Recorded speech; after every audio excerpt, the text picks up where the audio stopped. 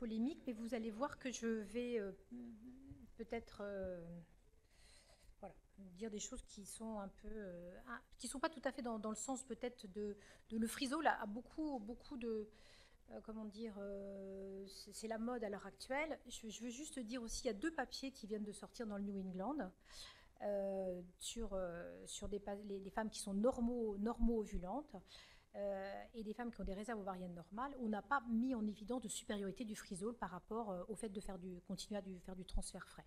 Et dans la littérature, à l'heure actuelle, il y a une seule cas, c'est une étude chinoise, aussi publiée dans le New England, où il y a une supériorité du frisol chez les femmes qui ont un syndrome des ovaires polykystiques. Une supériorité du frisol. Enfin bon, donc je vais juste, mais c'est pas du tout polémique, mais je vais parler de la phase lutéale, donc allons-y. Voilà, alors, donc la progestérone en phase lutéale, donc vous savez, ça induit la transformation sécrétoire de l'endomètre en phase lutéale, que si on a un déficit en progestérone, on a un retard de maturation endométriale, et que donc on a des défauts d'implantation. Il ne faut pas oublier le rôle de la progestérone, de la diminution de la contractilité utérine, donc c'est un élément extrêmement important. Il y avait un beau papier de Renato Fanchin aussi là-dessus. Et que, dernière chose, la progestérone, on en a besoin jusqu'à 7 semaines de grossesse et que c'est produit par le corps jaune. Alors, qu'est-ce qui se passe lorsque on fait un cycle, une stimulation de l'ovulation? Comment se passe la phase lutéale? Alors, ce qui est commun à l'ensemble des cycles qui sont hyperstimulés, vous voyez que c'est un papier qui est très vieux, mais ça reste très vrai, c'est que quand vous stimulez, eh bien, vous avez une progestérone qui est très haute, qui monte plus que sur un cycle normal. En revanche, elle descend beaucoup plus vite aussi, ce qui fait que vous avez toujours une insuffisance lutéale dès que vous faites une stimulation de l'ovulation. Donc il ne faut pas l'oublier. Alors, donc, pourquoi est-ce qu'on a une insuffisance lutéale lorsqu'on fait une hyperstimulation ovarienne? Parce qu'on a un recrutement qui est multifolliculaire, qu'on a donc une sécrétion importante de stéroïdes qui génère un feedback négatif au niveau hypothalamo-hypophysaire, et donc on se retrouve avec un défaut de LH pour stimuler les différents corps jaunes, et donc un défaut de sécrétion de progestérone, et donc une insuffisance lutéale, et donc un raccourcissement de la deuxième partie de cycle. Et si vous ne supplémentez pas suffisamment en progestérone votre phase lutéale quand vous avez stimulé, et bien la femme elle a ses règles plus tôt. Donc c'est une excellente façon de savoir que vous avez une insuffisance ovarienne, une insuffisance lutéale. Et donc, vous voyez que selon la façon dont on stimule l'ovulation, là c'est une stimulation par HCG, là c'est une stimulation qui est sur un cycle naturel. Et si vous faites un déclenchement par décapeptide, vous aurez encore des taux de LH qui seront encore plus bas. Donc vraiment, selon le type de déclenchement de l'ovulation, vous aurez aussi une différence d'activité LH en phase lutéale qui va concourir à l'insuffisance lutéale. Alors donc, de façon assez schématique, là, on va voir quel traitement pour la phase lutéale. Alors, je vais faire très court parce que j'avais prévu de vous donner les dernières publications sur le transfert d'embryons congelés, mais c'est le topo suivant, donc je vais m'arrêter avant ou être très brève sur le transfert d'embryons congelés. Alors, les différentes formes galéniques, vous connaissez ça aussi bien que moi. Il y a de l'intramusculaire, il y a de la sous-cutanée, il y a de la voie orale, il y a de la voie vaginale, gel, comprimé, voilà. Donc ça, je pense que ça existe partout. Peut-être, est-ce que vous avez la forme sous-cutanée de progestérone? Non, vous ne l'avez pas. Alors nous, en France, on l'a, mais elle n'est pas remboursée. Donc autant dire qu'on ne l'utilise pas. Alors, lorsqu'on fait une stimulation, un soutien de la phase lutéale, lorsqu'on est hors fécondation in vitro, eh bien, voyez que vous avez besoin d'une suppléance lutéale lorsque l'on ne fait de la stimulation, même si c'est hors FIV, donc si c'est une stimulation simple, comme lorsque vous faites des inséminations intra-utérines ou une stimulation de l'ovulation. Est-ce que c'est différent selon le produit que l'on utilise en stimulation de l'ovulation? Vous voyez que si vous utilisez des gonadotrophines, il faut que vous mettiez de la progestérone en phase lutéale. Si vous mettez du clomide seul, par contre, j'imagine que vous utilisez pas mal de clomide comme nous. J'espère seulement chez les femmes qui ovulent pas bien ou qui ovulent pas du tout, sinon ça sert à rien. Mais là, par contre, vous n'avez pas besoin qu'on mette du clomide seul, de rajouter de la progestérone en phase lutéale. Ça sert à rien, ça sert à déclencher l'ovulation et ça sert à rien de mettre de la progestérone en phase lutéale. Si vous faites une association, je ne sais pas si vous le faites, mais nous on fait plus beaucoup d'associations clomide plus gonadotrophine pour faire des stimulations de l'ovulation. Et bien là, vous vous retrouvez, ce n'est pas significatif, mais comme une tendance aussi à l'insuffisance lutéale. Donc à chaque fois qu'on stimule, il faut mettre de la progestérone en phase lutéale, sauf si on utilise du clomide seul. Voilà, donc ça c'est relativement simple. Alors maintenant en FIV. Alors donc ça c'est une étude, enfin c'est pas une étude, c'est une enquête qui est publiée sur le site de IVF Worldwide qui concerne la façon dont la progestérone est utilisée, quel type de progestérone on utilise après un cycle de fécondation in vitro, une fois qu'on a déclenché par HCG. Vous voyez que ça, c'est une enquête mondiale et que, vous voyez qu'à l'heure actuelle, dans le monde entier, en fait, on utilise de la progestérone vaginale en soutien de la phase lutéale en fécondation in vitro. Et la deuxième question, quand est-ce qu'on commence la progestérone lorsqu'on a fait une fécondation in vitro? Ben, vous voyez que dans 80% des cas, et c'est probablement la bonne chose, on commence le soir de la ponction. Voilà, mais ça c'est donc l'enquête mondiale. Alors maintenant, est-ce qu'il y a une supériorité d'une progestérone par rapport à une autre? Parce qu'en fait, on est arrivé à utiliser de la progestérone vaginale pour tout le monde, parce qu'on nous a expliqué que la progestérone vaginale, c'était mieux. C'était mieux parce qu'il n'y avait pas de passage hépatique, parce qu'il y avait l'activité endométriale qui était meilleure, enfin voilà. Mais est-ce que c'est vraiment vrai tout ça? Alors, vous voyez que cette méta-analyse, alors il n'y a pas le détail, mais enfin, toutes les progestérones, et c'est des petites études, enfin, c'est pas toujours très, très probant certainement, mais il n'y a pas forcément d'évidence de supériorité de la progestérone vaginale par rapport à une autre progestérone. Maintenant, tout le monde utilise néanmoins la progestérone vaginale. Alors, je pense que vous avez chacun l'habitude de voir des femmes qui se plaignent parce qu'elles ont des pertes, parce qu'elles ont des irritations, parce qu'elles ont tout ça. Enfin bon, c'est quand même un petit peu compliqué, ce d'autant que on a tendance à continuer le traitement par la progestérone jusqu'à longtemps. Même si la femme est enceinte, on lui dit « Oula, il faut mieux continuer la progestérone ». Et donc, je ne vous ai pas montré l'enquête, mais il y a quand même encore 10% des praticiens qui donnent de la progestérone jusqu'à 12 semaines de grossesse. Alors qu'en réalité, je ne l'ai pas montré là, mais en fait, la progestérone, elle pourrait être arrêtée dès le dosage de bêta-HCG positif. Pour tout dire, même le sachant, souvent on a tendance à arrêter la progestérone lorsqu'on fait l'échographie où on voit le premier battement cardiaque, et grosso modo, c'est un peu comme ça que tout le monde fait. Mais ce n'est pas forcément justifié. Donc je reviens à ma progestérone. Est-ce que effectivement il faut utiliser de la progestérone systématiquement vaginale? Ben, finalement, donc voyez-vous cette étude qui vient d'être faite, donc c'est une phase 3 et qui compare la progestérone sous-cutanée versus la progestérone vaginale. Eh bien, dans l'essai, je ne vous ai pas montré, mais ça marche aussi bien de mettre de la progestérone en sous-cutanée que la progestérone vaginale. Alors par contre, peut-être plus proche de nous, parce que en fait, la progestérone sous-cutanée, vous ne l'avez pas, nous, elle n'est pas remboursée, donc on ne l'utilise pas. La question, c'est est-ce qu'on peut mettre du Dufaston au lieu de remplacer la progestérone vaginale? Alors c'est plus facile de prendre 2 ou 3 comprimés de Dufaston que de prendre la progestérone vaginale.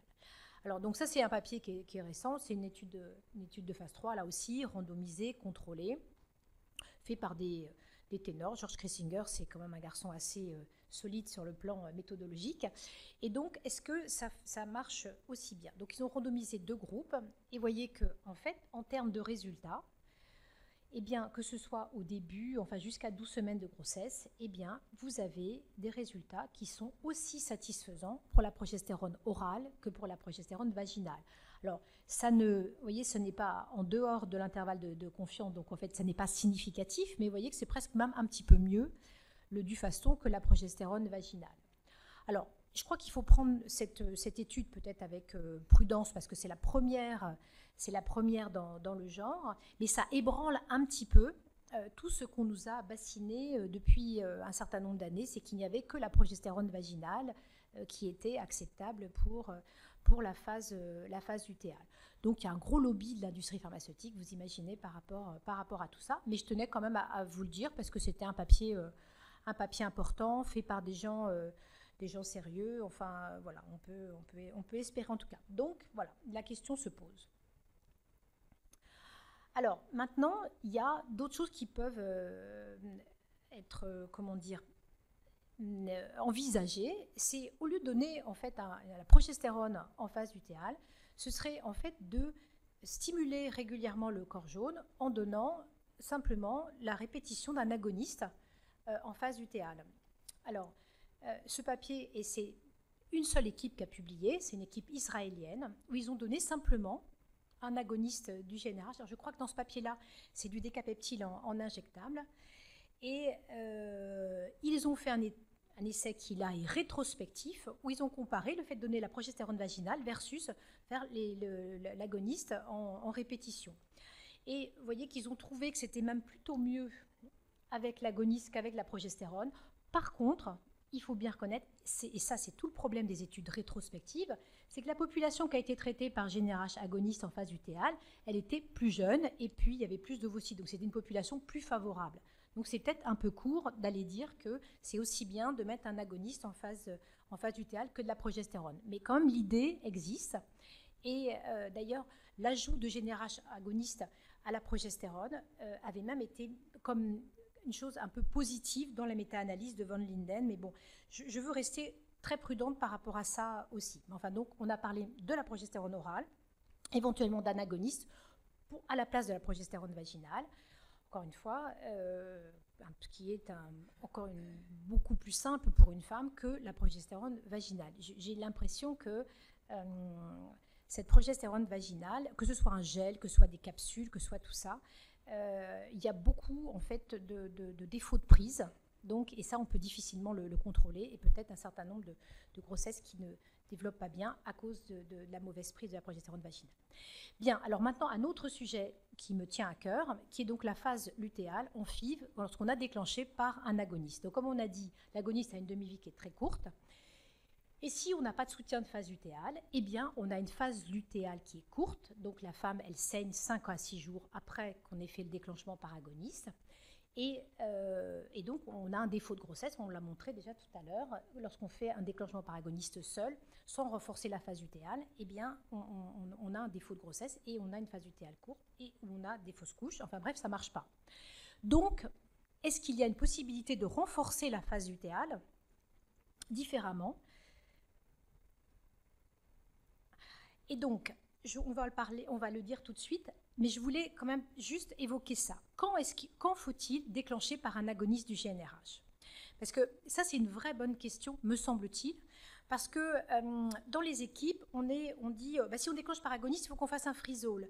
Est-ce que je suis très sûre de ma politique de vitrification ? Est-ce que j'ai vraiment envie de tout congeler ? Est-ce que finalement, ça va passer, on va déclencher par HCG, on va transférer en frais, et c'est là qu'on a des risques d'hyperstimulation ovarienne. Donc, peut-être que de savoir de façon assez rigoureuse quand est-ce qu'il faut déclencher par agoniste, eh bien, c'est peut-être une aide intéressante. Et donc, George Kressinger, là, qui a colligé l'ensemble des études qu'il avait faites avec Elonva, donc, nous a sorti des résultats qui sont assez probants, comme vous pouvez le voir, selon le nombre de follicules ou le taux d'œstradiol, pour savoir quand est-ce qu'il faut déclencher par un agoniste. Et donc, vous voyez que là, je crois que les choses sont claires, et si vous retenez ça, en tout cas chez nous, c'est très clair maintenant. Quand on a plus de 18 follicules supérieurs à 11 mm, alors vous me direz, un près, enfin voilà. Donc, mais c'est ça les résultats. Plus de 18 follicules supérieurs à 11 mm, le jour du déclenchement, il faut absolument déclencher par agoniste. C'est très clair. Et c'est le nombre de follicules qui est important, et ce n'est pas le taux d'œstradiol qui est beaucoup moins déterminant. Vous voyez, si on compare les deux... Attendez, excusez-moi. Je crois que j'avais mis une autre plaque. Enfin, en tout cas, c'est le taux d'œstradiol est beaucoup moins déterminant que le taux de prise de sang. Donc, le taux d'œstradiol, le nombre de follicules est plus important que le taux d'œstradiol. Alors maintenant, comment est-ce qu'on peut optimiser la phase lutéale si on déclenche par agoniste ?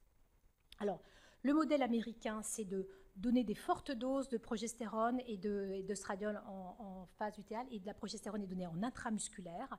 Donc nous, on n'utilise pas du tout de progestérone intramusculaire, donc on ne fait pas. Le modèle européen qui a été développé par Peter Humayden consiste à mettre une faible dose d'HCG, simplement le jour de la ponction. Donc nous, on utilise dans le stylo au vitrel, je ne sais pas si vous avez le stylo au vitrel, on fait juste 6 clics du stylo au vitrel, le jour de la ponction. Donc on a déclenché par agoniste et on fait 6 clics du stylo Vitrel et on fait un transfert frais en ajoutant de la progestérone 600 mg. Donc ça, c'est une possibilité. On peut aussi faire un costing de la phase lutéale, c'est-à-dire qu'on suit la phase lutéale et on rajoute de l'HCG si on en a besoin.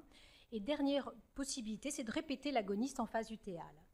Alors, donc, là, le modèle européen, le protocole, le papier de Peter Humayden. Donc, vous voyez, pour faire court, le taux de grossesse en ajoutant 1500 unités d'HCG à l'agoniste versus en déclenchant avec l'HCG. Donc, le taux de grossesse satisfaisant.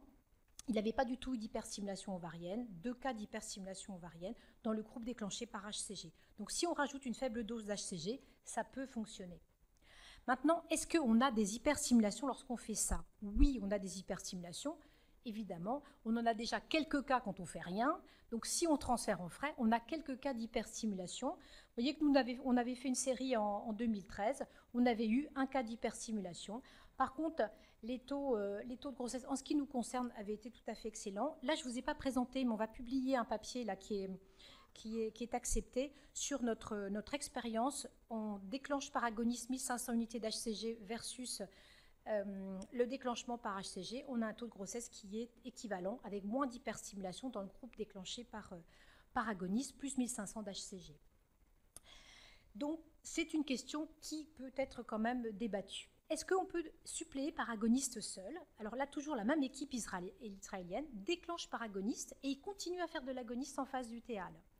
Donc là, c'est assez intéressant aussi parce que vous ne mettez pas d'HCG, donc normalement, vous n'allez pas augmenter votre risque d'hyperstimulation. Donc vous voyez, sur 46 patients, ils ont mis c'est le PUF là, dans le nez. Et bon, donc il faut savoir, peut-être, mais en tout cas, ce n'est pas suffisamment solide pour qu'on puisse décider de le faire régulièrement. Dernier aspect, c'est la surveillance de la phase lutéale, c'est-à-dire que dans cette étude qui a été faite par Cole, donc Cole c'est un Israélien qui travaille avec Peter Humayden, et puis Youman Fatemi, là récemment, vient de faire un papier de synthèse aussi là-dessus. L'idée, c'est de dire, on monitore la progestérone, et lorsque la progestérone descend en dessous de 9,4, eh bien, on fait 1500 unités d'HCG pour faire une rescue, en fait, du corps jaune, et comme ça, on diminue aussi le risque d'hyperstimulation. Donc, j'avais dit que je ne vais pas parler des TEC, donc je ne vais pas parler des TEC. Si vous souhaitez, après, on pourra en reparler.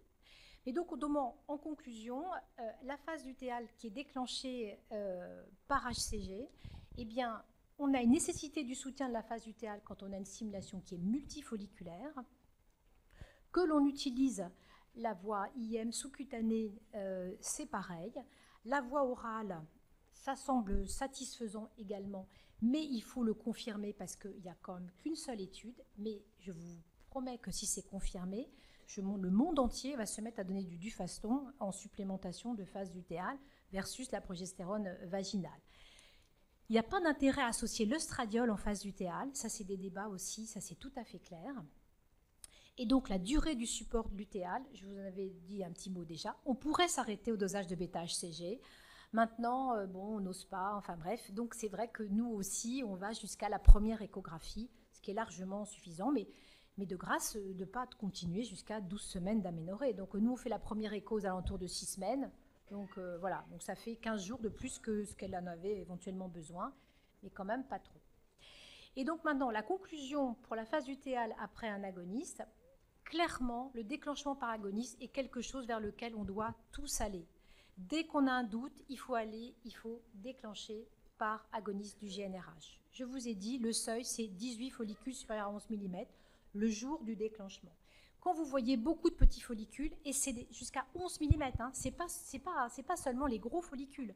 Donc il faut être très prudent sur les petits follicules, et ce qui veut dire aussi qu'il faut échographiquement faire bien attention au nombre de follicules qu'on a et bien les mesurer, éventuellement en capture 3D hein, pour ceux qui ont le logiciel, mais c'est tout à fait intéressant. Évidemment, vous n'éliminez pas complètement le risque d'hyperstimulation, mais voilà, on a déjà fait beaucoup de progrès, il faut qu'on continue à faire des progrès. Nous, dans notre service, on déclenche par agoniste très très facilement. Ensuite, soit la dame va bien au moment de la ponction, et donc tout va bien, si elle a moins de 20 ovocytes, on lui fait 1500 unités d'HCG, on transfère en frais. Si elle a plus de 20 ovocytes, on fait du frisol. Donc je ne dis pas que c'est un bon protocole, on va publier là-dessus, là maintenant le papier est accepté, mais c'est comme ça qu'on fait parce qu'encore une fois, on n'est pas prêt et notre laboratoire n'était pas du tout prêt à absorber tous les frisoles potentiels ou à vitrifier tout. Et moi j'ai préféré qu'on soit prudent et qu'on déclenche plus de monde avec les agonistes et qu'on renforce la phase lutéale et qu'on fasse des transferts frais. Plutôt que de dire, oh ben non, ça va passer, je mets de l'HCG quand même, et puis là on a une hyperstime. Donc vraiment, ce serait un conseil, n'hésitez pas à déclencher par agoniste. Et éventuellement, si vous faites du transfert frais, on fait cyclique de Vitrel le jour de la ponction. Et puis voilà. Et donc, il y a aussi la possibilité de personnaliser la phase lutéale en la surveillant, mais en faisant des taux de progestérone tous les jours. Bon. Mais tout ça va encore évoluer, je pense. Il y a encore de la place, je pense, pour l'optimisation de la phase lutéale après déclenchement par agoniste. Alors moi, je suis assez proche de Peter Humayden, qui est... Voilà, il est venu à Rennes, enfin on se connaît bien. Et j'ai trouvé que mettre directement à la poubelle le transfert frais parce qu'on déclenchait par agoniste, c'était peut-être un peu trop rapide. Et donc, encore une fois, il y a probablement de la place encore pour des transferts. Maintenant, voilà, chacun fait comme il veut, mais vraiment le message, c'est déclencher par agoniste, n'hésitez pas. Il ne faut plus qu'il y ait d'hyperstimulation ovarienne. Et voilà. Donc, je ne parle pas de la phase lutéale, j'avais promis. Je finis, juste parce que ça me tient très à cœur. Il y a beaucoup de questions sur la progestérone en phase folliculaire, la progestérone en début de phase folliculaire, en fin de phase folliculaire, la progestérone en phase lutéale, la progestérone, quelle progestérone pour les transferts d'embryons congelés, ça va être le sujet maintenant, donc je ne veux pas anticiper. Et puis donc, la progestérone en stimulation d'ovulation avec le papier de Nathalie Massin, qui est mon amie. Donc, en fait, on organise à Paris en janvier prochain, je pense, un très beau programme sur la progestérone avec l'ensemble des leaders européens qui sont impliqués, qui ont publié sur ce sujet-là. Donc, c'est une invitation voilà, que je fais très volontiers devant vous parce qu'on est assez content de pouvoir... faire cette journée à Paris en janvier prochain. Je vous remercie. Bon, merci.